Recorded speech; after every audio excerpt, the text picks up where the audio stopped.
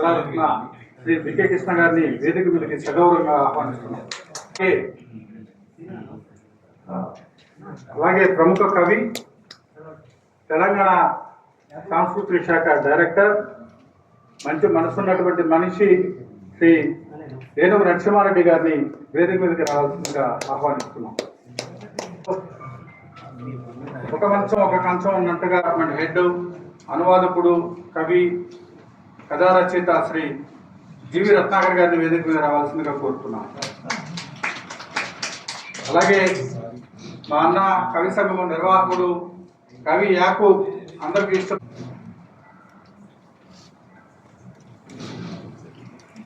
ఎంతో సహకరించినటువంటి మల్లెతీగ సంపాదకుడు, నవ్యాంధ్ర చిత్ర సంఘం అధ్యక్షుడు శ్రీ కలిమిశ్రీని వేదిక మీద రావాల్సిందిగా ఆహ్వానిస్తున్నాం.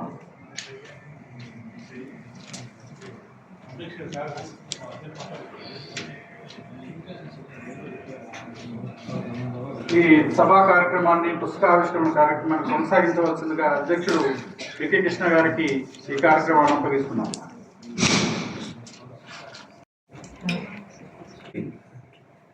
నమస్కారాలు. పెద్దలకు, కింద కూర్చున్నటువంటి పెద్దలు, రచయితలు, కవులు, కళాకారులందరికీ కూడా స్వాగతం తెలియజేస్తూ, ఇది చాలా అద్భుతమైనటువంటి కార్యక్రమానికి మరి రూపకల్పన చేశారు మన శ్రీనివాస గౌడ్ అండ్ రత్నాకర్ గారు. ఎంపీవైకి ఎంపిక అవార్డుల కార్యక్రమం అన్నమాట. ఇందులో భాగంగా మరి 3 పుస్తకాలు ఆవిష్కరణ సభ కూడా ఏర్పాటు చేశారు.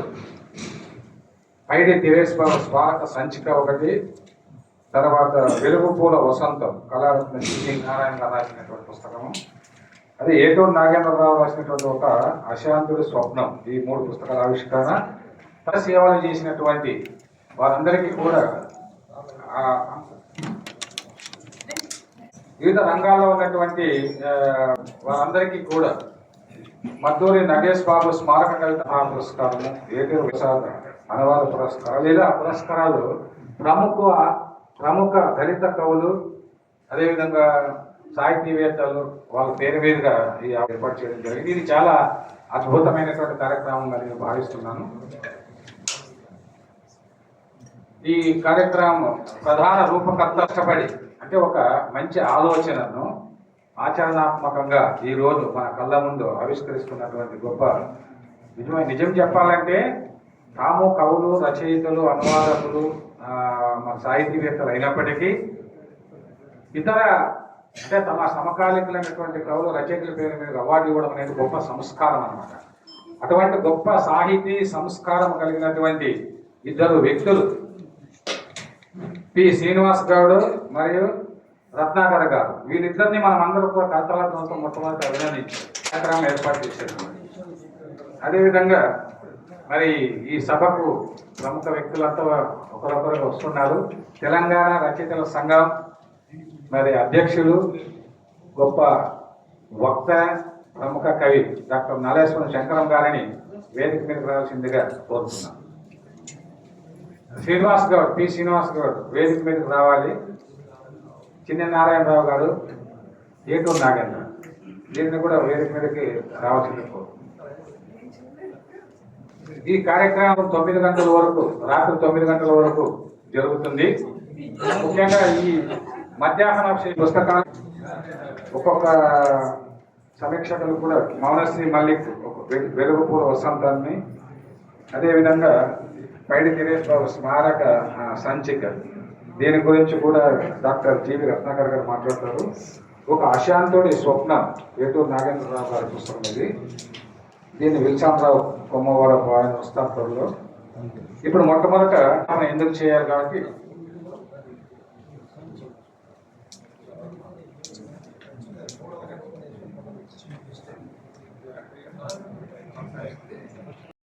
భాషా సాంస్కృతిక శాఖ డైరెక్టర్ గారు, సుప్రసిద్ధ కవి, విమర్శకులు, సాహితీవేత్త డాక్టర్ ఏనుగు నరసింహారెడ్డి గారిని ఆవిష్కరించవలసిందిగా కోరుతున్నాం.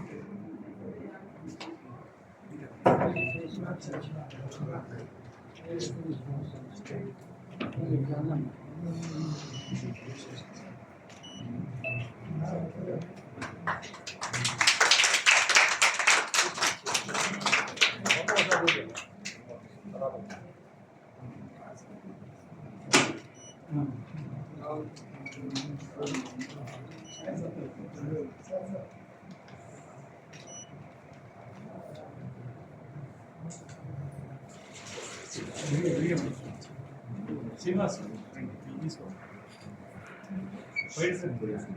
విడిగా మౌనశ్రీ వేదిక మీద రావాల్సింది కోరు. శ్రీనివాస్ వద్దులే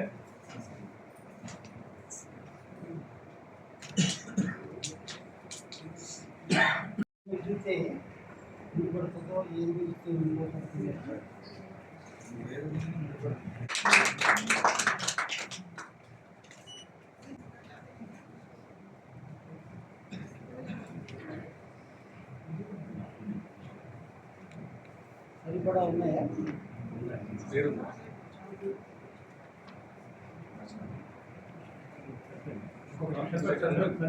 సర్పంచ్ సర్పంచ్ ఒకసారి చూడండి సార్. సార్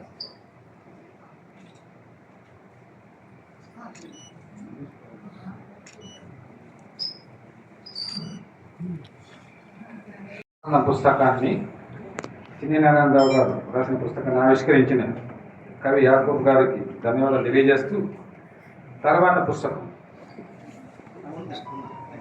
ఒక అశాంతుడి స్వప్నం. ఈ పుస్తకాన్ని ఏటూరి నాగన్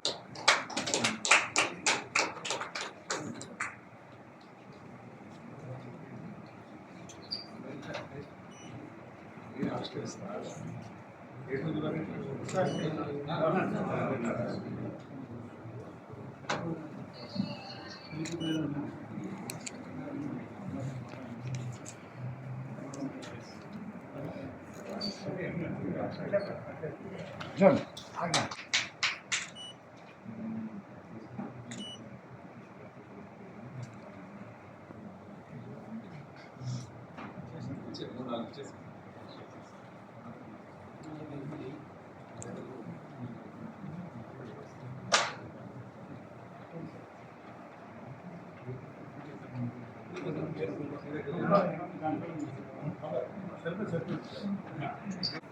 ఇంకా చూడండి.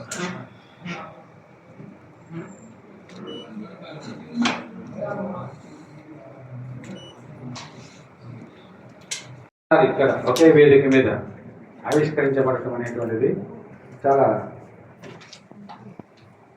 చారిత్రక ఘట్టం అని చెప్పేసి నేను తెలియజేస్తున్నాను. ఎందుకంటే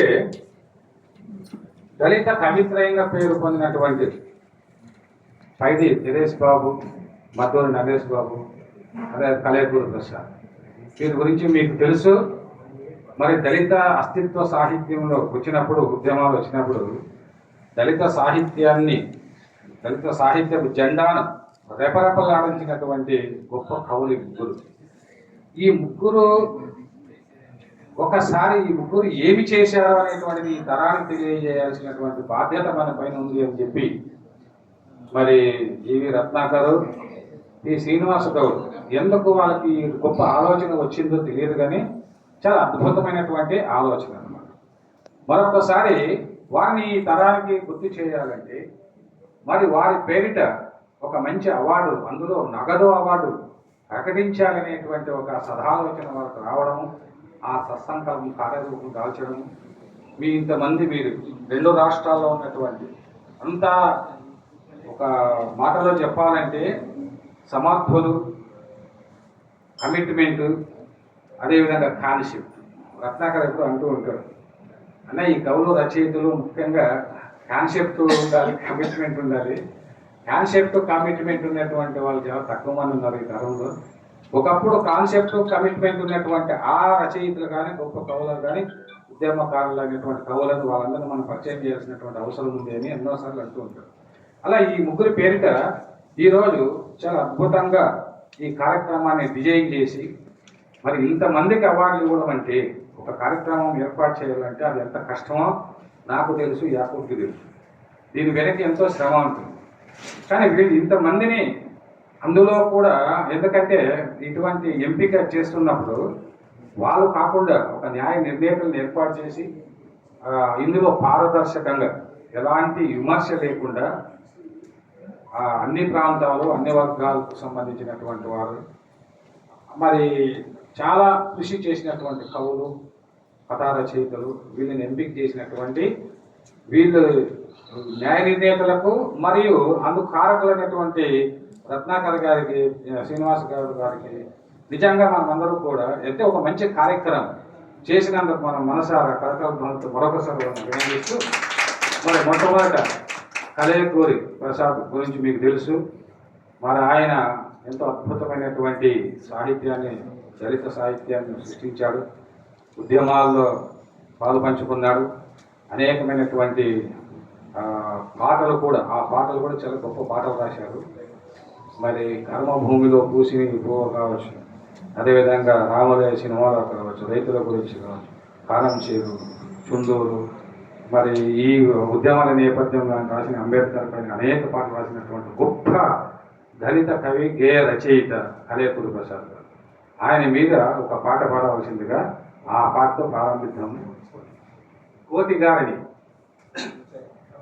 వేదిక మీదకి వచ్చి కలయకూరి ప్రసాద్ మీదుగా ఒక పాటతో ఈ కార్యక్రమాన్ని మనం ప్రారంభిద్దాం. మిత్రులారా, వేదిక మీద ఉన్న పెద్దలకి, ముందున్న పెద్దలకి కళాభివందనాలు తెలియజేసుకుంటూ ఎగిరే ధిక్కార స్వరాలు వెలుగు పతాకాలు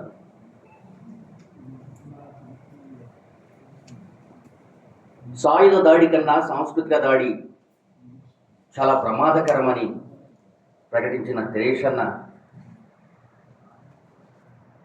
ఎగిరే ధిక్కార పతాకమై ఈ దేశ పీడిత ప్రజల పీడికడు ఆత్మగౌరవం కోసం తన పెన్నును గన్నుగా మార్చిన కలేకూరన్న, మద్దూరి నగేశ్వర అన్న వాళ్ళకి జోహార్లు తెలియజేసుకుంటూ పాటలు కలేకూరన్న రాసిన పాటలు అయితే చాలా పాటలు, అద్భుతమైనటువంటి పాటలు ఉన్నాయి. ఆ పాటలన్నింటినీ వినిపించడం కాదు కానీ ఇలాంటి కవులు వాళ్లే కాదు, ఈ దేశ పీడిత ప్రజల కోసం ఎంతోమంది కవులు కాలగర్భంలో కలిసిపోతూ ఉన్నారు. వాళ్ళని వెలుగులోకి తీసుకురావడం, వాళ్ళు చూపిన బాటలో మనం నడవడం అనేది ఈరోజు అత్యవసరమైనటువంటి పరిస్థితి.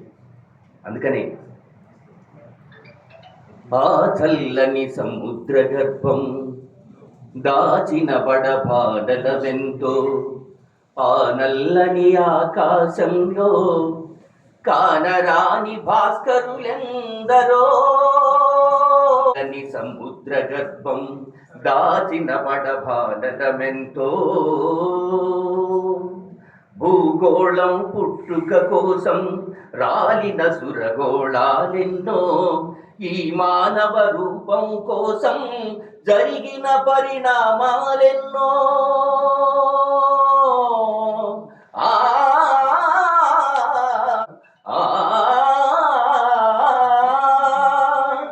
ఈ మానవ రూపం కోసం జరిగిన పరిణామాలెన్నో, ఒక రాజును గెలిపించుటకై ఒరిగిన నరకంఠాలెన్నో, ఒక రాజును గెలిపించుటకై ఒరిగిన నరకంఠాలెన్నో, కులమతాల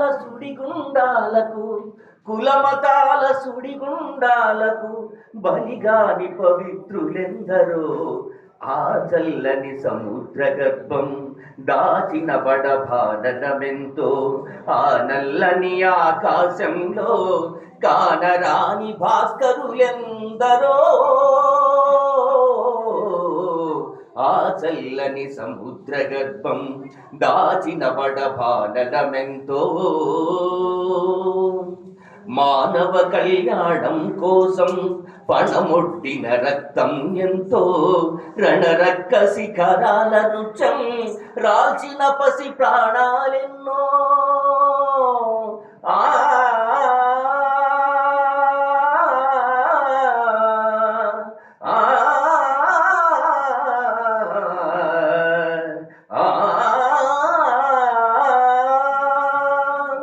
మానవ కళ్యాణం కోసం పణమొడ్డిన రక్తం ఎంతో, రణరక్క శిఖరాల నృత్యం రాల్చిన పసి ప్రాణాలెన్నో.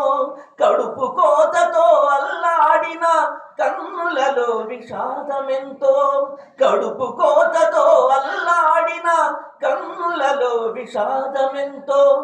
ఉన్మాదుల అకృత్యాలకు దగ్ధమైన బ్రతుకులు ఎన్నో, ఉన్మాదుల అకృత్యాలకు దగ్ధమైన బ్రతుకులు ఎన్నో. ఆ చల్లని సముద్ర గర్భం దాచిన బడబాలనమెంతో. అన్నార్థులు అనాథలుండని ఆనవయుగమదెంత దూరం, కరువంటూ కాటకమంటూ కనిపించని కాలాలెప్పుడో. ఓ ఓ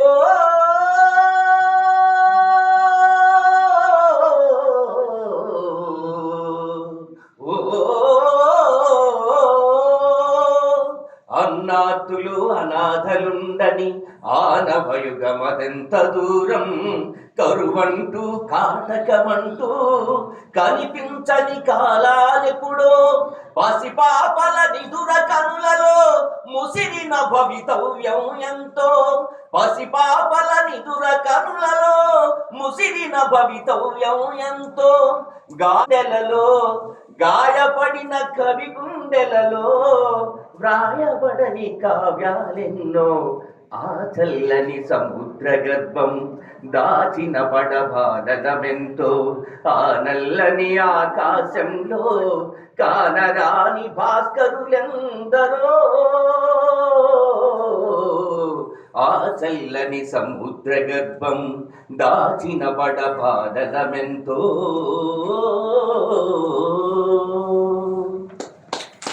ఈ కానరాని భాస్కరులు ఈ ప్రపంచానికి కల్పించేలా మనం చేద్దాం. నాకు ఈ అవకాశం ఇచ్చిన మిత్రులకు మరొక్కసారి కళాభివందనాలు తెలియజేసుకుంటూ, ఎంఫిల్ క్లాస్మేట్ నేను మృణాలిని గారి దగ్గర, నేను నగేష్ బాబు అంటే శిఖామణి గారి దగ్గర తను, మృణాలిని గారి దగ్గర నేను ఎంఫిల్ పిహెచ్డీలు. తను పిహెచ్డి మధ్యలో ఆపేశాడు, లేదు చేయలేదు.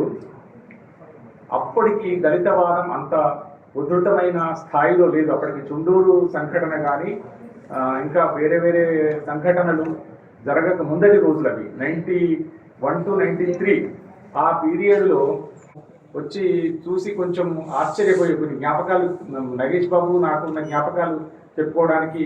ఆయన మరణించినప్పుడు నేను సిద్దిపేట తహసీల్దార్గా ఉన్నాను, ఆయన గుంటూరులో ఒక మండలంలో ఎక్కడో తహసీల్దార్గా ఉన్నాడు. ఆయన అట్లా చనిపోయినప్పుడు ఒక సభలో మాట్లాడుకునే అవకాశం మాత్రమే దొరికింది.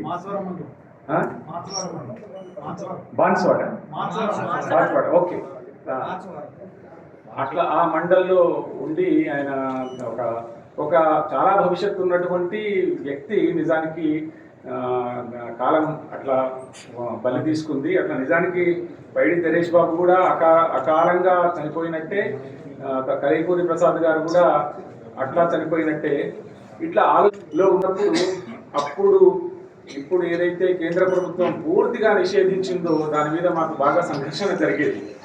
ఏంటంటే వాళ్ళు చేస్తున్న పని ఎంత మేరకు ఉపయోగకరమైనది, ఎవరికి ఉపయోగకరమైనది అని నగేష్ బాబు కొంచెం రివర్స్ ఆలోచనల్లో మాట్లాడుతుండేవాడు. అప్పుడు మేము కొంచెం దానికి ఫేవర్గా మాట్లాడుతున్నప్పుడు ఒక 6 నెలలు ఏడాది తర్వాత శివారెడ్డి గారితో స్నేహం బాగా పెరిగింది. కె శివారెడ్డి గారి దగ్గరికి చర్చలకి పోయినప్పుడు ఆయన దృక్పథంలో వచ్చిన మార్పు నేను నిజంగా హృదయపూర్వకంగా ఆహ్వానించాను. అలాగనే ఆయన ఆలోచించాడు. తర్వాత కాలంలో ఆయన దళిత ఉద్యమమే లక్ష్యంగా రాసినటువంటి అద్భుతమైన పోయిటరీ ఉంది. ఇట్లా పైడి నరేష్ బాబు గారు నిజానికి మొదలు పూర్తిగా సంప్రదాయకంగా మొదలై కొన్ని పద్యాలు కూడా రాశాడు, నాకు బాగా గుర్తుంది. కానీ తర్వాత రాసినటువంటి ఒక నిప్పుల లాంటి వాక్యాలు, ముఖ్యంగా ఏదైనా ఒక సంఘటన జరిగితే ఆయన చెరుకులు లాంటి వాక్యాలు వేస్తే మనందరికీ అది గుర్తుండేటటువంటి పరిస్థితి. ఇద్దరు నేను అనుకుంటా మొదలు నగేష్ బాబు, తెరేష్ బాబు ఇద్దరు కూడా ఖమ్మం కొత్తగూడెంలో ఆకాశవాణి రేడియోలో పనిచేశారు. ఇట్లా ఒక దళిత ఉద్యమాన్ని మలుపు తిప్పాల్సినటువంటి అవసరం వాళ్ళకు వచ్చింది. ఆ అవకాశాన్ని వాళ్ళు చాలా గొప్పగా మలుపు తిప్పారని నాకు అనిపిస్తూ ఉంటుంది. మేము ఆ రోజుల్లో ఒక పోయం ఆంధ్రజ్యోతిని మరి ముఖ్యంగా వివిధలో ఒక పోయం వస్తే చాలా గొప్ప పొంగిపోయేటటువంటి రోజుల్లో వాళ్ళు దళిత కవిత్వం లక్ష్యంగా పెట్టుకొని అద్భుతమైన పోయమ్స్ రాశారు. తప్పనిసరైన పరిస్థితుల్లో ఆ పోయమ్స్ ఆనాటి అవసరంగా పత్రికలు ప్రచురించేవి. అవన్నీ చూస్తూ ఉంటే నాకు ఇది మన కులం తగ్గింది అని ఉపరితలంగా కొంత చెప్పుకోవచ్చు, కొంత తగ్గింది అంటే దాంట్లో వాద వివాదాలు ఏమి ఉన్నప్పటికీ కులాన్నిధుల నాటకశాలలో కుల నిర్మూలన ఓ పెద్ద ప్రహసనం. ముక్కలుగా చించి కుట్టడమే పాలనా వ్యూహమైన చోట పకడ్బందీ జోలపాట సిద్ధమయ్యాకే నెత్తురోడేటట్టు గిల్లుతారు. ఇది 3వ ప్రపంచ రాజకీయ కార్యాచరణ అని చెప్పాడు. ఈ 3వ ప్రపంచ రాజకీయ కార్యాచరణ అంటే మన first world countries, third world countries అంటాం మనం. ఎందుకంటే ఇక్కడ పేదలని ఎట్లా వాడుకోవాలో రాజకీయాలకి తెలిసినంతగా ఇంకా ఏ రంగానికి తెలియదు అనే అర్థం ఉంది. తర్వాత మనం అక్కడ జడ్జిమెంట్ వచ్చింది. మనం జడ్జిమెంట్ గురించి కామెంట్ చేయలేము, కానీ ఆ జడ్జిమెంట్ తర్వాత అంటే తొండూరు కారంచేడులో నిర్దోషులుగా ప్రకటించబడ్డ వాళ్ళ గురించి ఆ జడ్జిమెంట్ వచ్చిన తర్వాత ఈ నిజానికి పైడి తెరేష్ బాబు రెస్పాండ్ అయ్యి ఉంటే ఎంత బాగా రెస్పాండ్ అయ్యేవాడు అని నాకు అనిపిస్తుంది. అట్లాంటి సందర్భాన్ని గుర్తు తెచ్చుకుంటూ ఎంపీవైకే ఎంపిక అవార్డులు అని పెట్టారు. ఎంపీవైకేని ఇది తొలి సభ, ఎంపీవైకే పేరు మీద నిర్వహిస్తున్నటువంటి తొలి సభ. ఈ సభని జీవి రత్నాకర్ గారు, తర్వాత శ్రీనివాస గౌడ్ గారు సంయుక్తంగా నిర్వహిస్తున్నట్టు మనకు తెలుస్తుంది, అర్థమవుతుంది. ఇంకా వ్యక్తి పేరు మీద అంటే మధూరి నగేష్ బాబు పేరు మీద, పైడి తెరేష్ బాబు పేరు మీద, తర్వాత కళేపూరి ప్రసాద్ పేరు మీద, ఏటూరి వెంకయ్య నాయుడు పేరు మీద, నలుగురి పేరు మీద నిర్వహించడం, ఆహ్వానించడం, ఆ పుస్తకాలని సెగ్రిగేట్ చేయడం, న్యాయ నిర్ణేతలకు ఇవ్వడం, తర్వాత ప్రైజ్ అనౌన్స్ చేయడం, అనౌన్స్ చేసిన దాన్ని ఇట్లా పంపిణీ అంటే నిజానికి అనౌన్స్మెంట్ చేసేంత వరకు ఒక స్టేజ్, తర్వాత యాక్చువల్గా ప్రైజ్ డిస్ట్రిబ్యూషన్కి కూడా చాలా కష్టాలు ఉంటాయి. అట్లాంటి కష్టాలన్నింటినీ అత్యంత ఇష్టంతో చేస్తున్నటువంటి మిత్రులు వారిద్దరిని మనం అందరం అభినందించాల్సినటువంటి అవసరం ఉంది. ఇది ఒక్క దళిత సాహిత్యాన్ని ముందుకు నడిపించడం ఒకటే కాదు, సాహిత్యాన్ని కూడా మనకు ఆర్థిక ఇబ్బందులు ఉంటాయి, తర్వాత సమయం ఇబ్బందులు ఉంటాయి, తర్వాత ఈ ఆర్గనైజేషన్ ప్రాబ్లమ్స్ ఉంటాయి. వీటన్నింటినీ అధిగమిస్తూ బహుశా ఇది మొదటిది కూడా ఒక్క పుస్తకానికి అవార్డు ఇస్తే సరిపోయేది. మరి ఎందుకు అనుకున్నారు శ్రీనివాస్ గౌడ్ గారు, తర్వాత రత్నాకర్ గారు ఒక్క పుస్తకానికి ప్రధానమైన పురస్కారం ఇచ్చి ఇంకా ఒక 3-4 కింద అదనపు పురస్కారాలు కూడా ఇచ్చారు. అట్లా ఇవ్వడం వల్ల నిజానికి ఏ పురస్కారమైనా తీసుకున్న రచయిత తప్పనిసరిగా తన బాధ్యత పెరిగింది అని భావిస్తాడు. అట్లా బాధ్యత పెరిగినందువల్ల తాను సమాజంలో చేయాల్సినటువంటి పనిని తప్పనిసరిగా గుర్తుపెట్టుకొని చేయాల్సిన పరిస్థితిలో ఉంటాడు. కాబట్టి ఇట్లాంటి ఒక గొప్ప ప్రణాళిక ఇది మొదటిది. కాబట్టి భవిష్యత్తులో ఇట్లా ప్రతి సంవత్సరం కంటిన్యూ చేయాలి అని నేను ఆశిస్తూ, ఒక కవిగా, రచయితగా, ముఖ్యంగా నగేష్ బాబు, తెరేష్ బాబు ఫ్రెండ్గా ఈ నిర్వాహకులను అభినందిస్తూ ముగిస్తున్నాను. థ్యాంక్ యూ, నమస్కారం. సంక్షిప్త సుందర సందేశం ఇచ్చారు. 500 రూపాయలు, 1000 రూపాయలు, 2000, 3000 పుస్తక కిరాయిలు కూడా సరిపో. కానీ రేట్లు పెరుగుతున్నప్పుడు కూడా అవార్డుల రేట్లు కూడా పెరగాలి. కాబట్టి వీళ్ళిద్దరూ చాలా మంచి ఆలోచన చేసి ఒక కవికి సమున్నతమైనటువంటి గౌరవం ఇచ్చేటువంటి దిశగా ఆలోచించారు. ఇద్దరికి రత్నాకరన్నకు, శ్రీనాథకు చాలా ప్రేమలు. వేదిక మీద ఉన్నటువంటి మా అన్నయ్య సభాధ్యక్ష వేస్తున్న నా గురుతుల్యులు, నన్ను చాలామంది ఎంకరేజ్ చేసిన వాళ్ళలో వికి కృష్ణ అన్న చాలా ముందు వరుసలో ఉంటారు. ఏనుగు నరసింహారెడ్డి గారు, మా అన్నయ్య యాకోబు అన్న, అలాగే మా నాగేశ్వర శంకర్ అన్నయ్య గురువు, టీచరు అన్నీ నాకు ఆయన.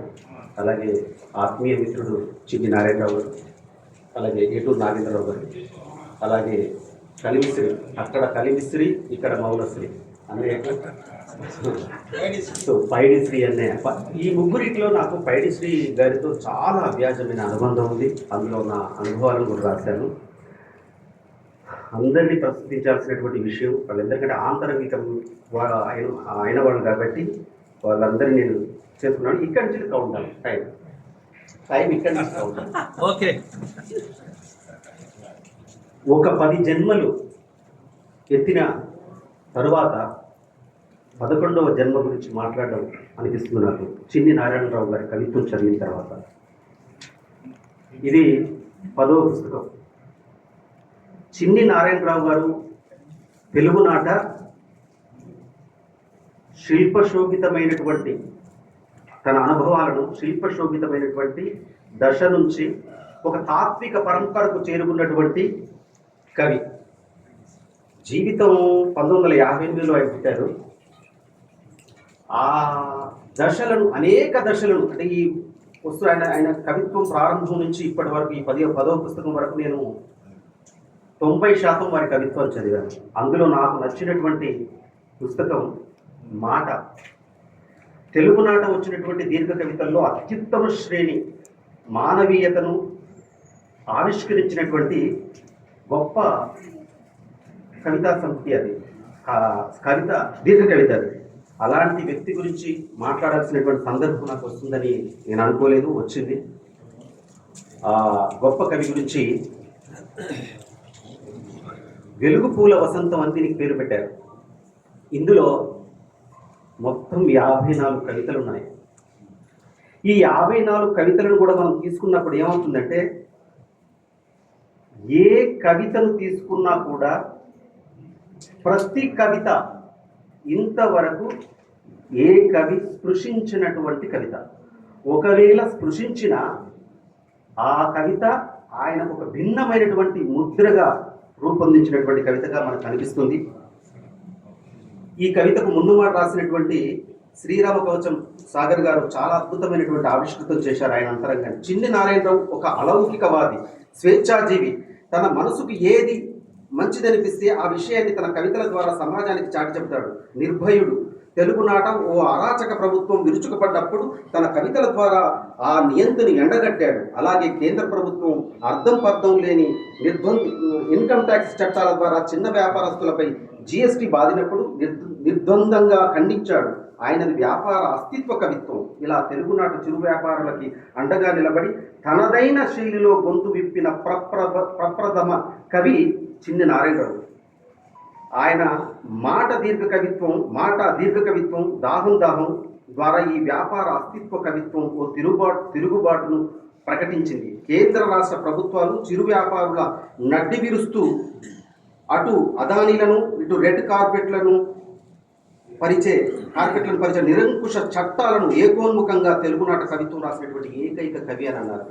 అసలు కవిత్వం రాసే వాళ్ళను మనం ఎక్కడ గౌరవించాలంటే, ప్రభుత్వాలను లేదా ప్రభుత్వ ప్రతినిధులను లేదా దుర్మార్గమైనటువంటి ప్రభుత్వ ప్రతినిధులకు జై కొట్టే వాళ్ళ కవిత్వాన్ని వాళ్ళని దూరం పెట్టాలి. ఆ మనుషులను కూడా మనం పట్టించుకోవాలి. సో తెలుగునాట రాజకీయం ఏ విధంగా మార్పులు చెందుతుంది, ఏ విధంగా తెలుగునాట వాటి అస్తిత్వాన్ని వాటి రూపాన్ని మార్చుకొని ఒక విషసర్పంలాగా సమాజాన్నిపై గుసపడుతున్నాయో చాలా అద్భుతంగా. ఒక మనిషికి కవికి ఉండాల్సినటువంటి ముఖ్యమైనటువంటి లక్షణం ఏంటంటే ధైర్యం లేనప్పుడు కవిత్వం రాయదు. సో ఎవరో ఏదో అంటారు, ఎవరో జైల్లో పెడతారు, ఏదో అంటారు అన్నప్పుడు అట్లాంటప్పుడు కవిత్వం రాయదు.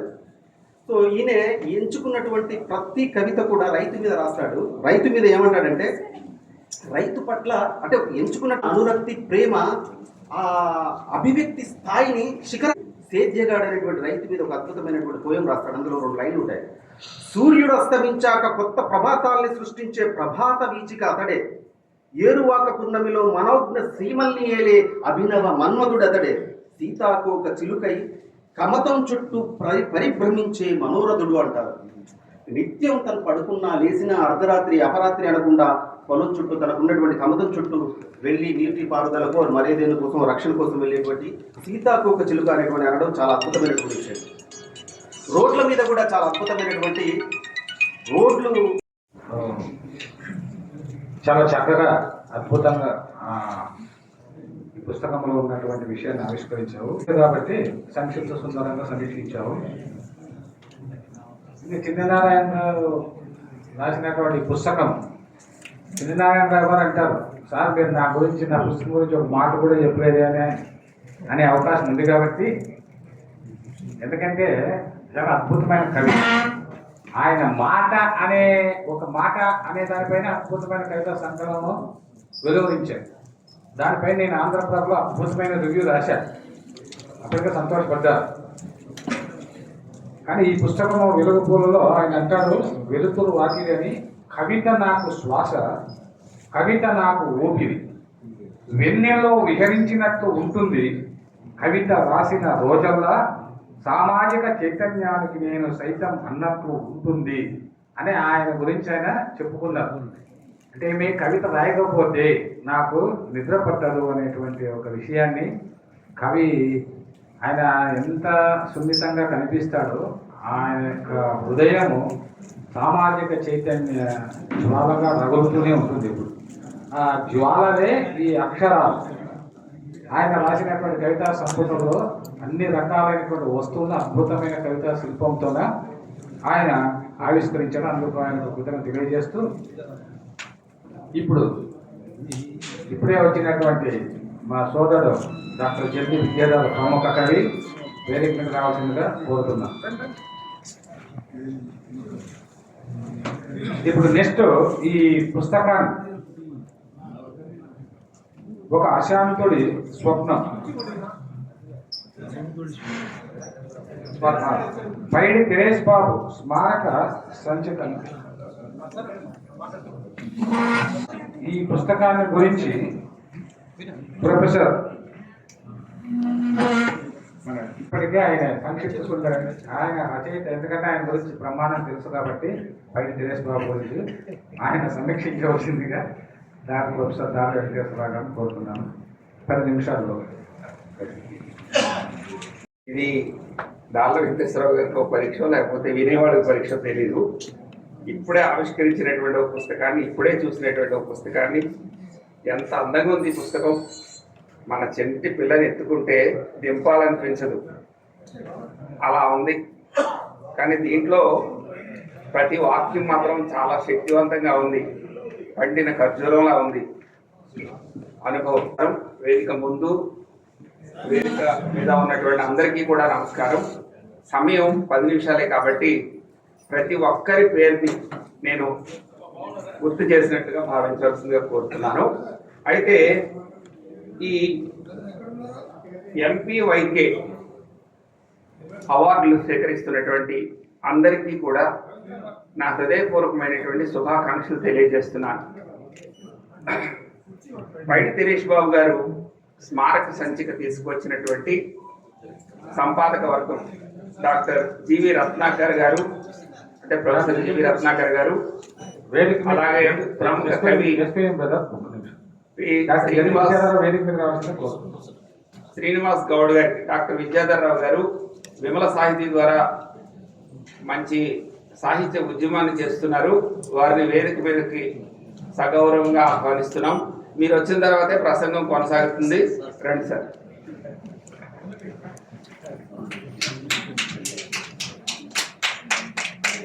సంపాదక వర్గం ప్రొఫెసర్ జీవి రత్నాకర్ గారు ఒక అక్షర రూపం దాల్చినటువంటి సిరా చుక్క, దాని యొక్క శక్తి యుక్తులు అయితే తెలుసు కాబట్టి, నిత్యం ఒక కవిని వెలిగించాలంటే దానిపై చర్చ జరగాలి. జరిగిన చర్చను మరలా అక్షరంలో తీసుకురావాలి. ఆ అక్షరాలని వేదికలపై పంపించాలి. అప్పుడు మాత్రమే అది గొప్ప ఉద్యమంగా మనగలుగుతుంది. అది తెలిసిన వ్యక్తి శక్తి రత్నాకర్ గారు. వారికి నా ప్రత్యేకమైనటువంటి అభినందనలు తెలియజేస్తున్నాను. ఆయనకు తోడయ్యేటువంటి వ్యక్తి మన శ్రీనివాస్ గౌడ్ గారు. ఆయన చైనా కవిత్వాన్ని తెలుగులోకి తీసుకొస్తారు. తెలుగు కవిత్వమే అనిపిస్తుంది. ఇతర భాషల్లో నుంచి తీసుకొచ్చినా అంత అద్భుతంగా తీసుకొస్తారు. ఇక్కడ తీయినా సరే అంత అద్భుతంగా రాస్తారు. కాబట్టి ఒక కవి, ఒక పరిశోధకుడు, ఒక అధ్యాపకుడు తర్వాత దీన్ని అందంగా తీర్చిదిద్దడంలో కలిమిలి శ్రీ గారు మంచి ఏస్థెటిక్ దృష్టి ఉన్నటువంటి వారు. ఈయన హిందూ మహాసముద్రం అనే పేరుతో మనకి ఇప్పుడు సోషల్ మీడియా చాలా విస్తృతమైనటువంటి ప్రాచుర్యంలో వచ్చింది. కానీ అది రాకముందే పైడి తెరీష్ బాబు గారు హిందూ మహాసముద్రం పేరుతో ఒక ఆడియో తీసుకొచ్చినటువంటి ఘనత ఎంత దార్శనికమైనటువంటి దృష్టో మనకి పైడి తెరీష్ బాబు గారిని చూస్తే తెలుస్తుంది. ఆ రిఫ్లెక్షన్ కూడా ఇక్కడ కనిపిస్తుంది ఈ పుస్తకానికి. తర్వాత పైడి తెరీష్ బాబు గారి సాహిత్య లక్ష్యం అంతా కూడా నీలి కళ్ళల్లో కనిపిస్తుంది. డాక్టర్ బిఆర్ అంబేద్కర్ దళిత చైతన్యం అంతా కూడా ఈ నీలి రంగులో కనిపిస్తుంది. కాబట్టి ఎంతో అర్థవంతంగా ఆకర్షణీయంగా పుస్తకాన్ని తీర్చిదిద్దారు మన కలిమిలి శ్రీ గారు. కాబట్టి వారికి నా ప్రత్యేకమైనటువంటి అభినందనలు తెలియజేస్తున్నాను. ఇందులో 2 భాగాలు ఉన్నాయి. ఒకటి మొదటి భాగం ఆయనపై రాసినటువంటి వచన కవిత్వం. సుమారు ఒక 20 మంది వచన కవితలను రాశారు. ప్రతి కవిత కూడా పైడి తెరీష్ బాబు గారి కవిత్వాన్ని, కవిత్వ తత్వాన్ని, జీవితాన్ని మన ముందు ఆవిష్కరిస్తుంది. ప్రతి కవిత కూడా అనుభూతుల వెల్లువను మనకు అందిస్తుంది. ఇక రెండవ విభాగం వ్యాసాలు. ఈ వ్యాసాలు ఇవి కూడా సుమారు ఒక 20 వ్యాసాలు ఉన్నాయి. ఇందులో మొత్తంగా చూసినప్పుడు కేవలం ఈ సందర్భం కొంచెం గంభీరమైంది.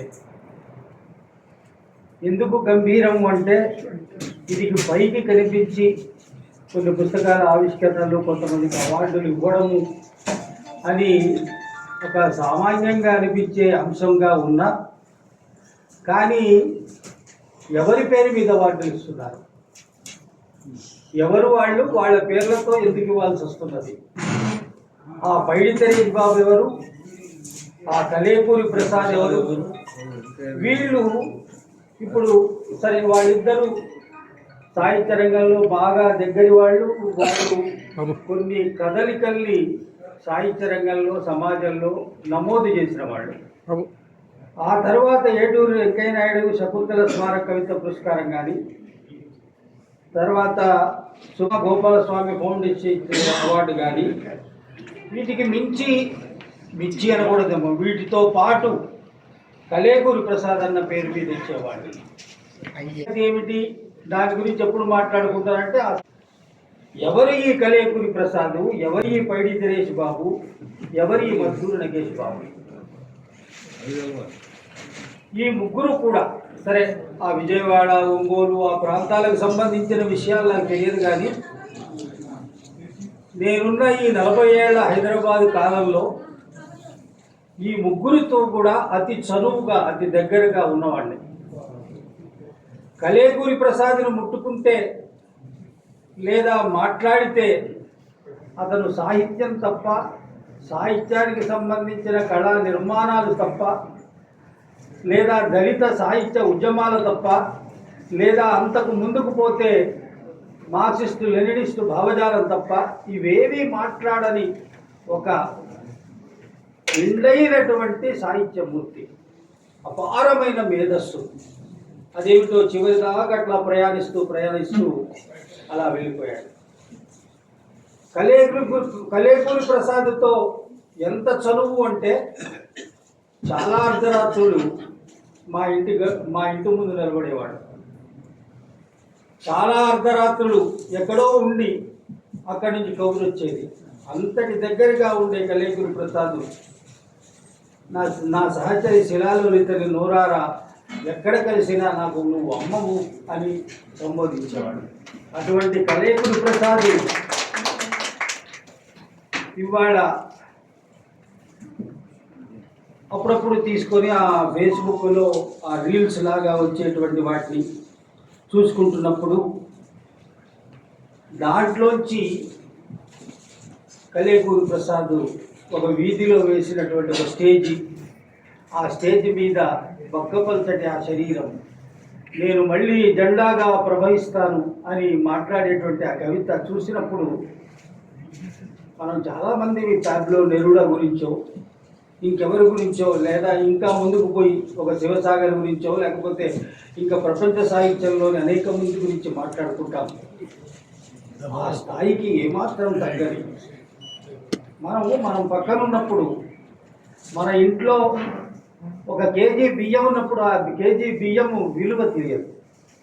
ఆ కేజీ బియ్యం అయిపోయిన తర్వాత ఇక తినాల్సిన టైం వచ్చినప్పుడు అది ఏమీ లేకపోతే పడే తప్పన ఎవరిస్తారు, ఎట్లా వస్తాయి ఆ కేజీ బియ్యం? అట్లానే మనుషుల గురించి కూడా ఎన్ని అనువాదాలు చేశాడు కలైకూరి ప్రసాద్.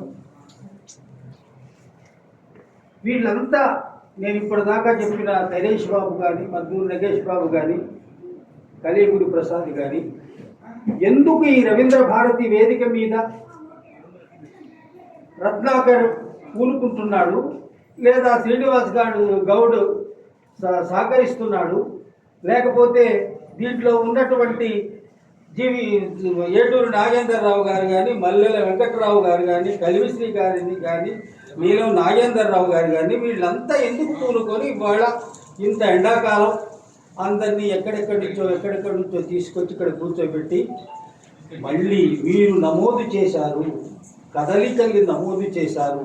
మీరు నమోదు చేసిన కదలికల్ని ఈ సమాజం ముందుకు పోతున్నా కూడా దాన్ని గుర్తిస్తూ ఉన్నది. మీరు నమోదు చేసిన కదలికల్ని ఇంకా ముందుకు తీసుకుపోవాల్సిన అవసరం లోపం ఆవహించాను నేను. ఆ కాలం కవి కదా, అందుకోసం అక్షరాలు వాళ్ళు మద్దూరి నగేష్ బాబు దుఃఖాన్ని కానీ, ఆగ్రహాన్ని కానీ, ఆవేశాన్ని కానీ చాలా అద్భుతంగా దళిత కవిత్వంలో పలికించిన గొప్ప కవి అని చెప్పేసి యాకూబ్ గారు అన్నారు. అది వాస్తవం. ఎందుకంటే ఆయన దొంగ చాటు దొంగ కవుల మాదిరి ఆయన భగవద్గీత కన్నా కళ్ళ ముందు గొప్పది అని చెప్పినటువంటి గొప్ప ధైర్యశాలి. ఎవరైనా చెప్పగలరు ఆ విధంగా? మతం మీద కానీ ఏమంటే కలైకూరి ప్రసాద్ మాటలు చెప్పారు. ఇది ఎవరు? మద్దూరు నగేష్ బాబు. అంతేకాకుండా వాళ్ళ అమ్మ గురించి ఒక అద్భుతమైనటువంటి కవిత రాశాడు. నాకు నామం వస్తుంది ఆయన చెప్తూ ఉంటే. అదంతే అంటే అది ఒంగోలు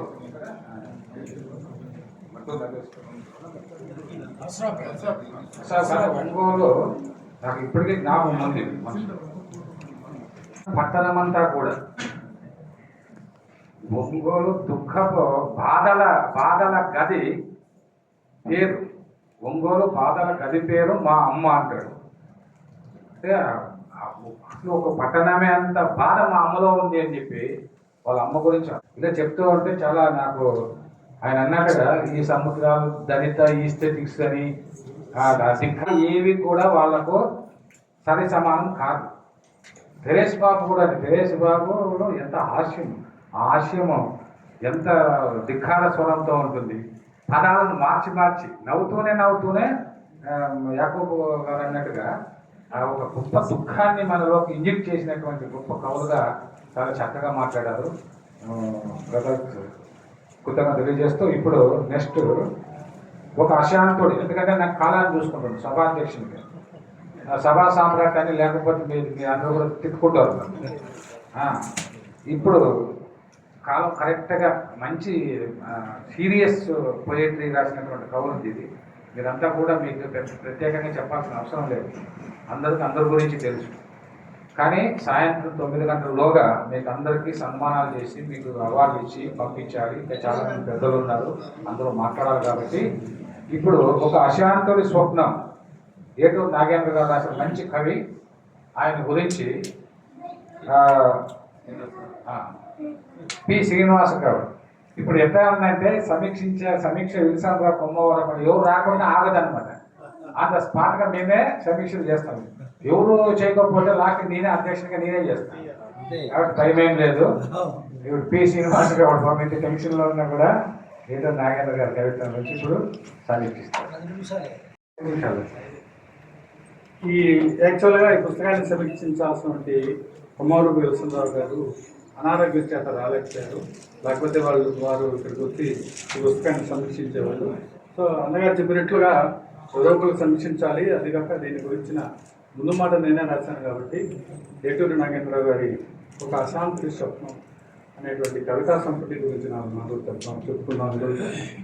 అయితే మామూలు సాధారణ పోకడలకు భిన్నంగా ఎవరైనా సరే కవిత్వం రాస్తే అది చాలామందికి గుర్తింపు నోచుకుంటుంది. ఆ కవిత్వంలో అంతకు ముందు కవులు వాడనటువంటి పోలికలు, సిమిలీలు, రూపకాలు. ఒక్క నిమిషం.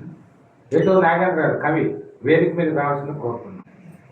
అలాంటివి ఏవి వాడకుండా తనదైనటువంటి ఒక శైలిని సృష్టించుకున్నటువంటి కొద్దిమంది కవులు ఏటూరి నాగేంద్రరావు ఒకరని నేను అనుకుంటాను. ఆయన కవిత్వంలో మనకి ఎక్కువగా నిగూఢత కనిపిస్తుంది, తాత్వికత కనిపిస్తుంది, అంతరంగ అన్వేషణ కనిపిస్తుంది. చాలామంది ఏటూరి నాగేంద్రరావు ఏమంటారంటే నాగేంద్రరావు గారిని మీ కవిత్వంలో వస్తువు లేదండి అంటారు. కానీ ఆయన కవిత్వంలో శకలాలుగా వస్తువు ఉంటుంది. అంతరంగ అన్వేషణలో ఆయన సామాజిక ఘర్షణ ఉంటుంది. మనసులో సామాజికంగా బయట ఉన్నటువంటి లౌకిక సమస్యల్ని ఆయన తన ఆంతరంగిక సమస్యలుగా అంతర్ సంఘర్షణ పడుతూ ఆయన రాసిన కవిత్వం ఇప్పటి వరకు చాలా పుస్తకాలు వచ్చినాయి.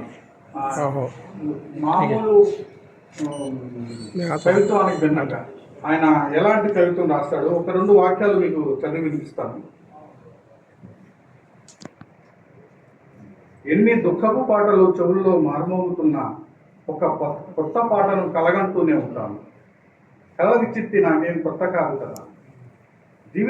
జీవితాన్ని ప్రేమించడం నేర్చుకున్నాక నిర్దయగా నీలోకి నువ్వు ఇంకిపోవాల్సిందే.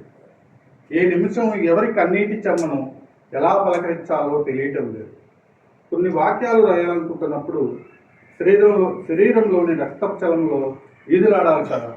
ఇలాగా ఆయన ఇది మనం అంతరంగికమైనటువంటి ఆయన సంఘర్షణ అనుకున్నామా, లేదా సామాజిక చలనాలు చూసి తనలో తను సంఘర్షించుకుంటాడా అనుకుంటున్నామా అనేది మనకి ఎక్కడ తేలదు.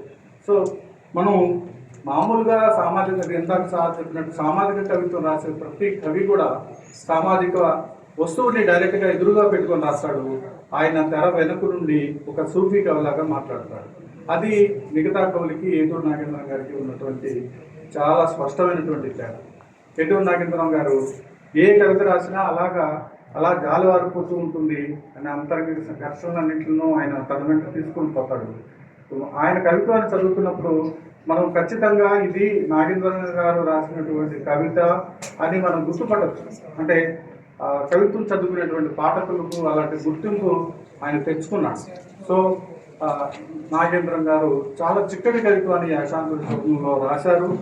కవిత్వాన్ని నేర్చుకుంటున్న వాళ్ళు, ప్రేమిస్తున్న వాళ్ళు, కవిత్వాన్ని ప్రాణంగా భావిస్తున్న వాళ్ళందరూ కూడా ఈ కవిత్వాన్ని చదివితే మీరు ఎవ్వరూ కూడా నిరాశపడరని నేను ఈ సందర్భంగా మాటిస్తున్నాను. మీకు ఈ అవకాశాన్ని నాకు ఇచ్చినటువంటి సభకు ధన్యవాదాలు. Thank you. ఆత్మీయులు విజయ కృష్ణ గారు, అలాగే మరొక ఆత్మీయులు వెంకన్న గారు, మిగతా వేదిక మీద ఉన్న మిత్రులారా, ఈ పుస్తకాలు నేను చదవలేదు కానీ మద్దూరి నగేష్ బాబు, పైడి దినేష్ బాబు, కాళేకూరు ప్రసాద్ నాకు బాగా తెలిసిన వాళ్ళు. ఇందులో ఒక విషయం నేను ఆనందంతో తెలియజేస్తున్నాను. వేదవులు రామబ్రహ్మం, ఆదివేశ సుందరం, నెల్లూరి సుధాకర్, జయదీప్ తిరుమలరావు బొమ్మూరు విశ్వవిద్యాలయంలో ఉన్నప్పుడు ఒక పొయిట్రీ వర్క్షాప్ నిర్వహించారు. ఆ పొయిట్రీ వర్క్షాప్లో నాకు ఒక 3 విద్యార్థులను ఇచ్చారు. 3 రోజులు నా రూమ్లో వాళ్ళ రూమ్లో తిరగాలి, మొత్తం బొమ్మరంతా తిరగాలి. కవిత్వం తప్ప మరొకటి ఏది మాట్లాడకూడదు. చివరి రోజు ఆ మాట్లాడిన దాన్ని ఆధారం చేసుకొని కవిత రాయాలి. Thank you sir.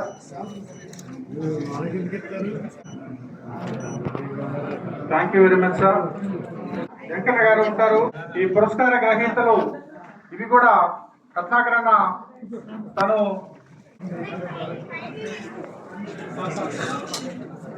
చదువు సార్ ఇక్కడ పిలిచిన విజేతలందరూ కూడా దయచేసి వేదిక మీదకి రావాలి. కళాసంపుటికి పురస్కారం మేడం గారి కళాసంపుటికి రేపు కూడా ఒక పురస్కారం ఉంది. ఇదే సభలో రేపు జరుగుతున్నది. పేసర సునీతారావు కథా పురస్కారం సొన్న కిలారి గారికి లభించింది. కొంచెం డౌన్ చేయండి, మేము కొంచెం డౌన్ చేయండి. 3 జాతుల గౌరి గారు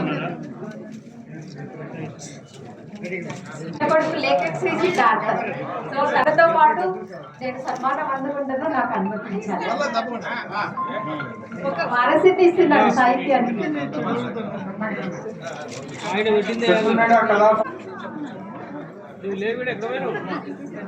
మీరంతా ఇట్లాంటి కొడుకులే కదా. మీ అందరికీ అక్కడి నుంచి ఇక్కడికి వచ్చిన కొడుకులే కావాలా? తర్వాత మేడం అంత పెద్దలు మంచిగా గారడి వారు ముని Suresh Pillai.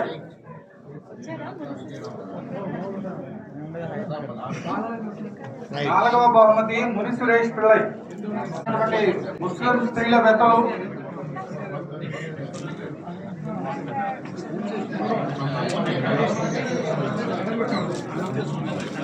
Madam look straight madam. Dasappa గారి మానవుడు అడవాల శేషగిరి రాయుడు. కొంచెం డౌన్ చేయండి, మెమౌంట్ డౌన్ చేయండి కొంచెం. అషేరాగా ప్రసిద్ధి చెందిన అడవాల శేషగిరి రాయుడు.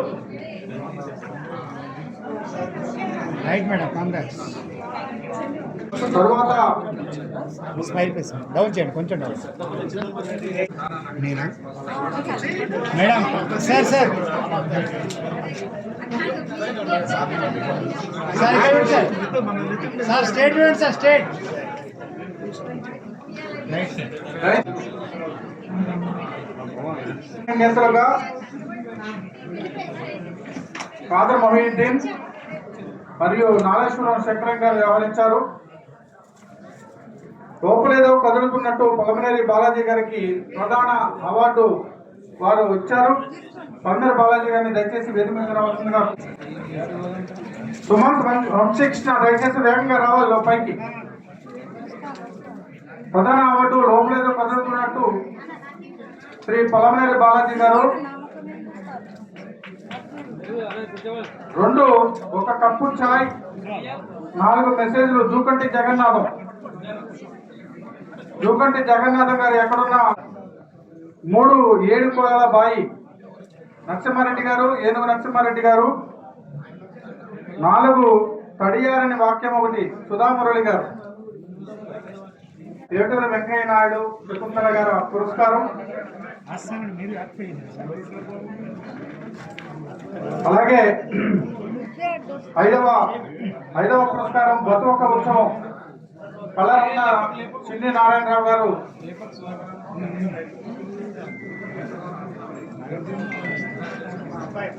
హలో సార్ చూడండి సార్, ఒక 2 నిమిషాలు తర్వాత ఫోన్ చేస్తాను సార్. సార్ అప్పటి కావాలి తర్వాత సార్. సార్ చూడండి సార్. సార్ సార్ సార్ కొద్దిగా ఎమ్మెల్సీ గారు సార్.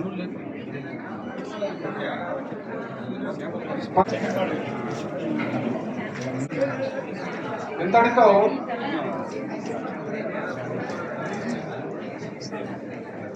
సార్ ఒకసారి మిమ్మల్ని పట్టుకోండి సార్.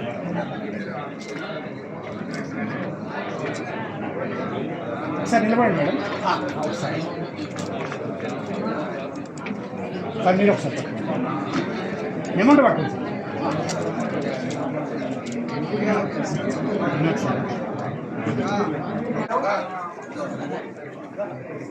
ఆనంద్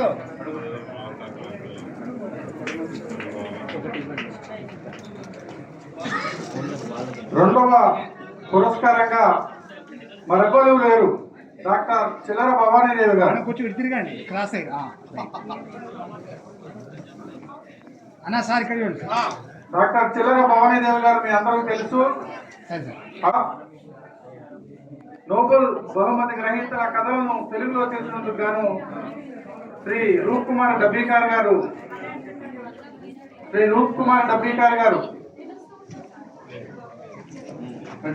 ఎన్నో అనువాద పుస్తకాలు వెలువరించారు. కథకుడు, కవి కూడా డాక్టర్ రూప్కుమార్ డబ్బింకర్ గారు.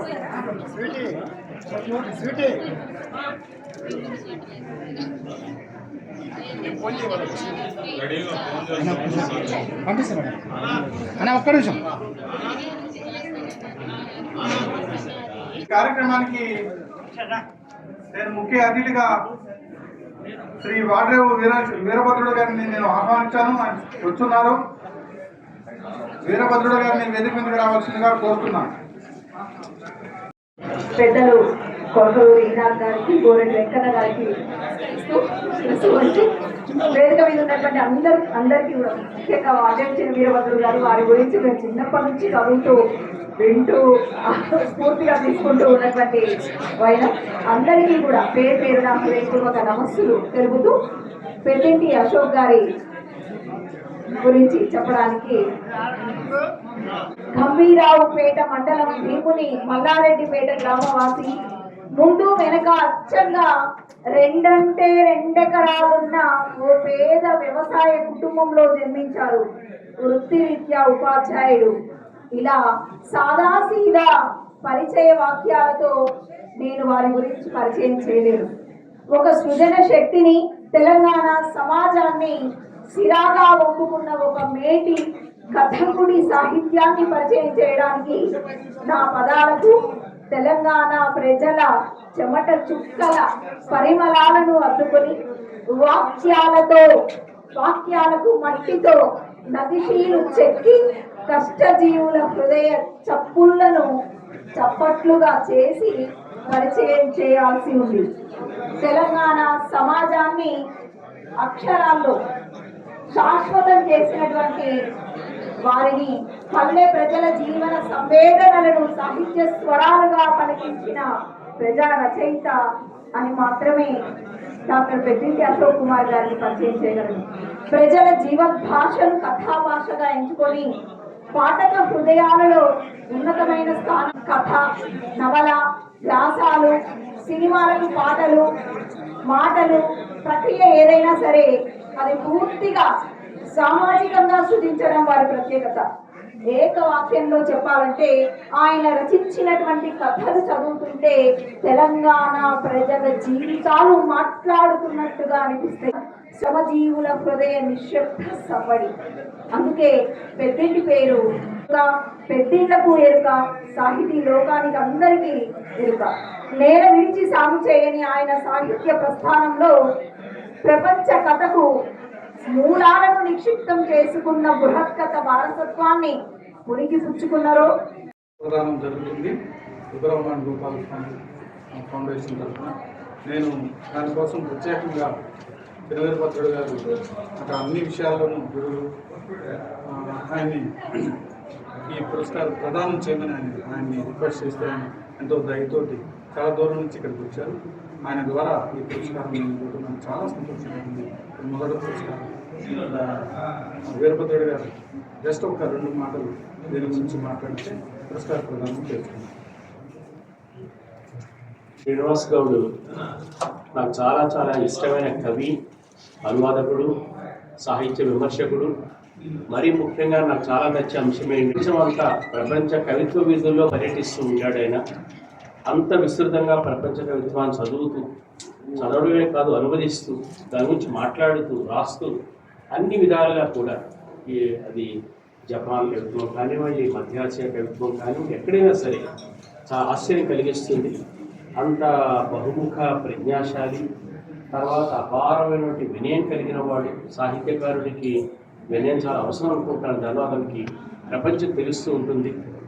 ఆయన ఈ విధంగా ఒక పురస్కారాన్ని ఒక కవికి, ఒక కథకుడికి ఇవ్వాలి అని ఒక కవి తనంతట తాను మరో కవికి, మరో కథకుడికి తన తల్లిదండ్రుల పేరు మీద పురస్కారం ఇవ్వాలనుకోవడం చిన్న విషయం కాదు ప్రస్తుతం ఉన్నటువంటి పరిస్థితుల్లో. దానికి ఇద్దరు కూడా చాలా యోగ్యులైనటువంటి వారు. వారు ఎంత యోగ్యులో మనకి ఇప్పుడు ఇద్దరు భక్తులు కూడా చాలా వివరంగా పరిచయం చేశారు. నాకు వింటున్నంతసేపు నాకేమర్థమైందంటే వాళ్ళు ఇద్దరు కూడా అశోక్ కుమార్ గారు కానీ, మాధవరావు గారు కానీ, వారిద్దరు కూడా జనజీవన మధ్యంలో ఉంటూ ఏదో ఒక పుస్తకం 2 పుస్తకాలు రాయడం కాకుండా విస్తారంగా నిరంతరంగా కృషి చేస్తూ ఉన్నారు. ప్రపంచాన్ని చూస్తూ ఉన్నారు, ప్రపంచాన్ని తమలో పలికిస్తూ ఉన్నారు. అటువంటి యోగ్యులైన వారికి పురస్కారాలు ఇవ్వటం, అట్లానే యోగ్యులైన వారికి యోగ్యులైన వక్తలతో వారి సాహిత్యాన్ని పరిచయం చేయించారు. అది కూడా నాకు చాలా సంతోషంగా ఉంది. వారికి పురస్కారం ఇవ్వడానికి నా చేతుల్ని ఎంచుకోవడం నాకు చాలా గర్వంగా సంతోషంగా ఉంది. అందరికీ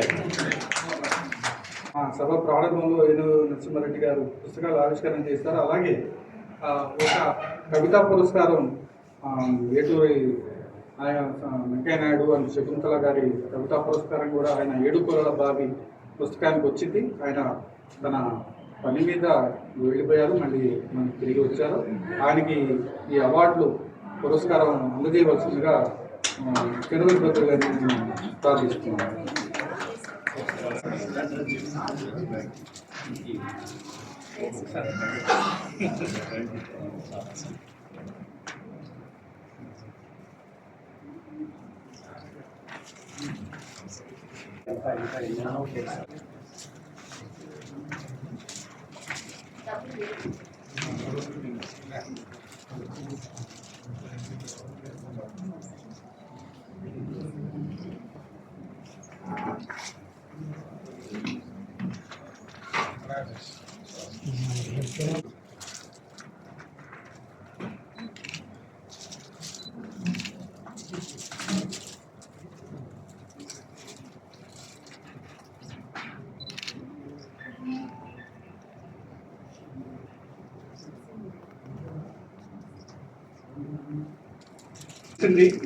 అయితే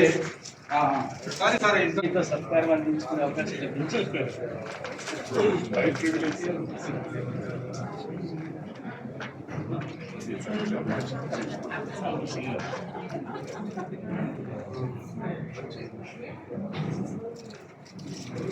సంపుటాల గురించి, కథా సంపుటాల గురించి సమీక్షకులు మాట్లాడవలసింది, కానీ సమయాభావం వల్ల చాలా మంది క్షమాపణలు కోరుతున్నాను.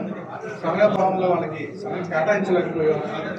దయచేసి ఈ సందర్భంగా క్షమించవలసిందిగా కోరుతూ సభ ఎంతో ముగిసిందని తెలియజేస్తున్నాను.